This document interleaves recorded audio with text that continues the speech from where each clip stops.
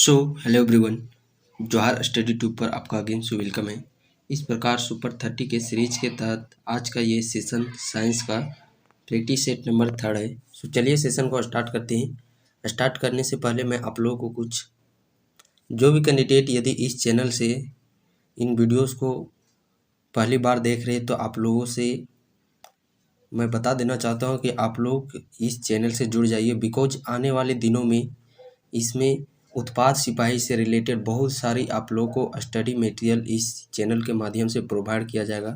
यदि आप उन आने वाले अपकमिंग स्टडी मटेरियल का बेनिफिट लेना चाहते हैं तो आप चैनल से जुड़ जाइए और साथ ही साथ आप अपने दोस्तों के साथ भी इस चैनल के बारे में इंफॉर्मेशन दें और कुछ ना कुछ आप लोग कमेंट्स कीजिए। और हाँ, आज से आप लोगों को इस सीरीज के तहत प्रत्येक इस वीडियो लेक्चर में आप लोगों को एक क्वेश्चन ऑफ द डे दिया जाएगा, उसका आंसर आप लोगों को कमेंट बॉक्स में कमेंट करना है। इससे कि मेरा भी अप्रिसिएशन बढ़े, मेरा भी मनोबल बढ़े और उस क्वेश्चन ऑफ डे का आप लोग आंसर जरूर कमेंट्स बॉक्स में कमेंट दीजिएगा। पहला प्रश्न है, दंत चिकित्सक किस लेंस का प्रयोग करता है? तो आप इस वीडियो को देखिए। ये जीसीसी के किसी न किसी एग्जामिनेशन में, प्रीवियस ईयर एग्जामिनेशन में ये प्रश्न पूछा गया है। तो आप इस चीज़ से एनालिसिस कर सकते हैं कि साइंस का विज्ञान जो कि हवा बना हुआ है झारखंड में, कि विज्ञान का प्रश्न पता नहीं कहाँ कहाँ से पूछ लेता है।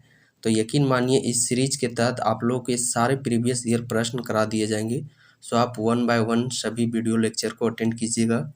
दंत चिकित्सा की बात करते हैं तो वहाँ पे कौन सा लेंस का प्रयोग किया जाता है? उत्तल लेंस, अवतल लेंस, बेलनाकार लेंस या फिर समतल लेंस।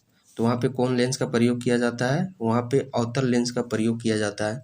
और जगह में यदि हम लोग बात करते हैं, परमाणु भट्ठी हो गया या फिर जो गाड़ी का आगे का हेडलाइट होता है, उस हेडलाइट में भी अवतल लेंस ही होता है।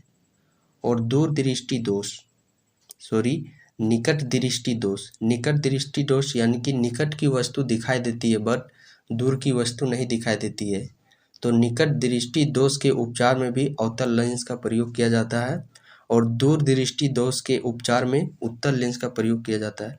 दूर दृष्टि दोष के उपचार के लिए उत्तल लेंस का प्रयोग किया जाता है और गाड़ी के जो साइड मिरर होता है, जिससे कि हम लोग पीछे के दृश्य को देखने का काम करते हैं, वह जो दर्पण होता है वह उत्तल लेंस के भांति कार्य करता है।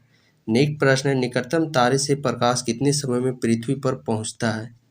या कितने समय में पहुंचता है? 4.3 वर्ष समय लग जाता है। मिग इंजन का निर्माण कहाँ होता है? तो इस प्रकार एक दो प्रश्न आप लोगों को देखने को मिलेंगे साइंस में।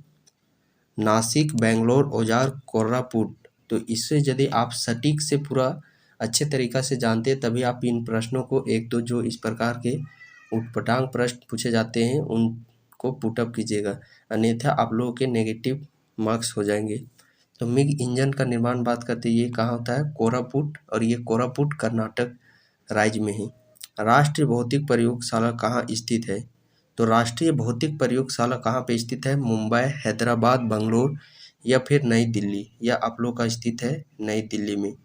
नेक्स्ट प्रश्न है, प्रकाश वर्ष इकाई है, दूरी मापने की, समय मापने की, समुद्री गहराई मापने की, इनमें से कोई नहीं।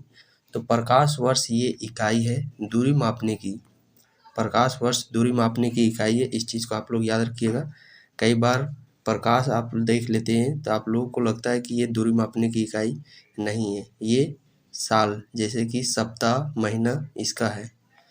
लेकिन याद रखना है प्रकाश वर्ष जो है यह दूरी की मात्रक है और दूरी की सबसे बड़ी मात्रक वह है पारसेक। क्या चीज़? पारसेक। दूरी की सबसे बड़ी मापने वाला मात्रक है पारसेक। एक पारसेक बराबर हम लोग बात करते हैं तो एक पारसेक बराबर आप लोगों का होता है 3.26 लाइट ईयर यानी कि प्रकाश वर्ष। तो दूरी मापने की सबसे बड़ी इकाई होगी पारसेक। नेक्स्ट प्रश्न है, मानव अंडाणु में क्रोमोसोम्स की संख्या कितनी होती है? होती है 23 जोड़ा। 23 जोड़ा यानी कि टोटल हम लोग बात करते हैं तो 46। और XX जब क्रोमोसोम होता है तो इससे स्त्री का होता है यानी कि महिला ग्रुप, और XY होने पर यह आप लोग का पुरुष मेल ग्रुप हो जाता है। नेक्स्ट प्रश्न है, टेबल शुगर में पाया जाता है ग्लूकोज, फ्रुक्टोज, सुक्रोज या फिर ऑप्शन डी इनमें से कोई नहीं। तो टेबल शुगर इसमें सुक्रोज पाया जाता है और सुक्रोज जो कि ग्लूकोज और फ्रुक्टोज से बनकर के बनता है। नेक्स्ट प्रश्न है, कौन सा विटामिन रक्त के जमने में सहायक होती है? Vitamin C, vitamin D, vitamin K, vitamin E. तो रक्त के जमने में कौन सा विटामिन सहायक होता है? वह होता है विटामिन के। और इसके साथ साथ जो आप लोग को एक्स्ट्रा जानकारी दी जाती है उनको भी आप लोग ध्यान से सुनिएगा, क्योंकि ये प्रश्न से रिलेटेड ही उनको जोड़ करके आप लोगों को बताया जाता है, तो वहाँ से भी आप लोगों के प्रश्न बनते हैं। जैसा कि कल के लेक्चर में मैंने आप लोग को बताया था, सभी जो भी विटामिन है उसका एक ट्रिक बताया था। ट्रिक आप लोग याद कीजिए, याद करने की कोशिश कीजिए। हाँ हाँ, वही ट्रिक। क्या चीज़? रथ एक टॉफ़ी है। चलिए पुनः एक बार मैं रिकॉल कर देता हूँ। इससे आप लोगों को बार बार जब किसी चीज़ को रिवीजन करते हैं तो वह आप लोग का अपना हो जाता है, उसे फिर आप लोग भूल नहीं सकते। इसलिए आप लोग बार बार है जो कि एक ही चीज़ को बार बार रिवीजन करते रहिए। रथ एक टॉफ़ी है, रथ एक टॉफ़ी है, रथ एक टॉफ़ी है। और विटामिन में क्या हो जाता है? ए, बी, सी, डी, ई और के। विटामिन ए का रासायनिक नाम ये बार बार प्रश्न में पूछा जाता है। ए का रेटिनोल, बी1 का थायमीन और सी का अस्कर्बिक, डी का कैल्सीफेरोल, ई का टैकोफेरोल, विटामिन के का फिलोक्विनोन। तो ये ट्रिक है, रथ एक टॉफ़ी है। नेक्स्ट प्रश्न है, निम्न में से किसमें विटामिन सी सबसे अधिक पाया जाता है? ये प्रश्न कल के सेट में भी आया था। तो विटामिन सी बात करते हैं, ये खट्टे पदार्थों में होता है। जनरली ये संतरा में भी होता है, नींबू में भी होता है और आंवला में भी होता है। बट इनमें से भी सबसे अधिक बात करते हुआ आप लोगों को आंवला में होता है। विटामिन सी, इससे होने वाला रोग होता है अस्कर्वी रोग और इसका रासायनिक नाम होता है अस्कर्विक एसिड। एक वयस्क मनुष्य 24 घंटे में मूत्र की कितनी मात्रा उत्सर्जित करता है? 3 लीटर, 5 लीटर, 1 लीटर या फिर 1.5 लीटर? सामान्यतः यदि हम लोग बात करते हैं 0.8 से 2 लीटर 24 घंटे में, तो इसके बीच में कौन सा आ रहा है हम लोग का? 1.5 लीटर इस प्रश्न का सही आंसर हो जाएगा। ये आप लोग याद रखिएगा, 0.8 से 2 लीटर के बीच में। नेक्स्ट प्रश्न है, किस अंग के सुचारू कार्य नहीं करने का परिणाम है जॉन्डिस पीलिया? जॉन्डिस पीलिया जो रोग होता है, इसमें कौन सा अंग हम लोग का प्रभावित होता है? तो इससे हम लोग का यकृत जो अंग है वह प्रभावित होता है। अदर ऑप्शन का बात करते हैं यदि हम लोग, यहाँ पे आप देख पा रहे होंगे फेफड़ा। फेफड़ा से चलिए हम लोग देख लेते हैं कौन कौन से रोग होते हैं जिसमें कि हम लोग का फेफड़ा प्रभावित होता है। इसका भी एक ट्रिक बना दिया हूँ, दन्यू फेफ तपे। दन्यू फेफ तपे, इसमें जो फेफ है ये आप लोग का फेफड़ा है, ये अंग का नाम है। इसमें दा से हो जाएगा आप लोग का दम्मा रोग। दम्मा रोग अस्थमा रोग के नाम से ही हम लोग जानते हैं। दा से दम्मा, न्यू से निमोनिया और तपे से तपेदिक। तो ये 3 रोग है जिसमें कि हम लोग का फेफड़ा प्रभावित होता है। ट्रिक है दन्यू फेफ तपे, दन्यू फेफ तपे। 2 बार आप लोग लिख के इस चीज़ को बोलिएगा, आप लोगों को याद हो जाएगा। दन्यू फेफ तपे, दा से दमा रोग, न्यू से निमोनिया और तपे से तपेदिक। तपेदिक यानी कि टीबी रोग के नाम से जानते हैं उसी को हम लोग, उसी को क्षय रोग के नाम से जानते हैं, ट्यूबरक्लोसिस के नाम से भी जानते हैं। ये फेफड़ा का हो गया। अब हम लोग आते हैं आंत में। तो आंत का भी एक ट्रिक है पेटा आहे। ये ट्रिक आप लोग लिख लीजिएगा अपने नोट्स में। क्या चीज़ इसका ट्रिक है? पेटा आहे, पेटा आहे। इसमें आ से आप लोगों का ये आंत है, आंत ये अंग है। इसमें कौन से बीमारी होते हैं जिससे कि आंत प्रभावित होता है?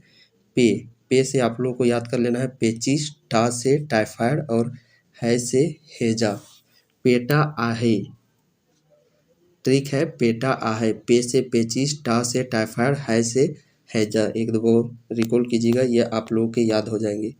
नेक्स्ट प्रश्न है, खुरपक्का रोग उत्पन्न होता है। तो ये खुरपक्का रोग किससे उत्पन्न होता है? मवेशी, भेड़ और सुअर में। जनरली यह रोग आप लोग को बरसात मौसम समय देखने को मिलता है। चंद्र ग्रहण कब लगता है? चंद्र ग्रहण लगने की घटना, चंद्रमा और पृथ्वी के बीच में क्या आ जाता है? सूर्य। चंद्र ग्रहण यानी कि चंद्रमा और पृथ्वी के बीच में क्या चीज आ जाती है? तो चंद्रमा और पृथ्वी के बीच में आ जाती है सूर्य। और इसी का एक और पूछा जाता है सूर्य ग्रहण। तो सूर्य ग्रहण में क्या आ जाता है, सूर्य ग्रहण में सूर्य और पृथ्वी के बीच में चंद्रमा आ जाती है। जो ग्रहण लगेगा वो एक साइड रहेगा और दूसरा साइड आप लोगों का पृथ्वी रहेगा, ठीक है। जो ग्रहण लगेगा, जैसे कि यहाँ पे चंद्र ग्रहण लगा है, तो एक साइड आप लोग को चंद्रमा ले लेना है और एक साइड पृथ्वी, और बीच में आप लोगों का क्या चीज़ हो जाएगा, बीच में आप लोग का सूर्य। यही यदि सूर्य ग्रहण पूछता तो यहाँ पे साइड में आप लोग सूर्य ग्रहण ले लेते और एक साइड आप लोग का पृथ्वी रहेगा ही रहेगा, यानी कि यहाँ पे बीच में क्या आ जाएगा, तब यहाँ बीच में आप लोग का चंद्रमा आ जाएगा। नेक्स्ट प्रश्न है, निम्न में से किसका द्रव्यमान सबसे कम होता है, beta rays, alpha rays, photon, X rays. सबसे कम द्रव्यमान फोटॉन का होता है। आर्द्र तापमापी यंत्र है, और तापमापी यंत्र से भी एक ना एक प्रश्न आप लोग को देखने को मिलेगा ही। आप बैक टू बैक इन वीडियोस को अटेंड कीजिएगा तो आप वहां से अपने प्रश्न टैकल करने लगेंगे। देखेंगे प्रीवियस 3 प्रैक्टिस में आप लोग को तापमापी से एक प्रश्न पूछा ही गया है, विटामिन से एक प्रश्न आप लोगों को पूछा ही गया है। तो इसी प्रकार आप लोगों को वहाँ से देखना है कि कहाँ कहाँ से प्रश्न पुटअप किए जा रहे हैं। सो आर्द्र तापमापी ये आप लोग का हाइग्रोमीटर से होता है। यही यदि आप लोगों का अपेक्षिक घनत्व रहता तो अपेक्षिक घनत्व किस में मापा जाता है, हाइड्रोमीटर में, और अपेक्षिक आर्द्रता, आर्द्र तापमापी ये हाइग्रोमीटर। आर्द्र, आर्द्र यानी कि आप इस वर्ड को सुन के ही लग रहा होगा कि गीलापन, यानी कि आर्द्र यानी कि गीलापन, भींगा। तो हाइग्रो, ग्रा से, गा से गीला, आर्द्र तापमापी यानी कि सुनने में ही लग रहा होगा ये गीला चीज़ है, गीला यानी कि ग्रा, तो वही हो जाएगा हाइग्रोमीटर।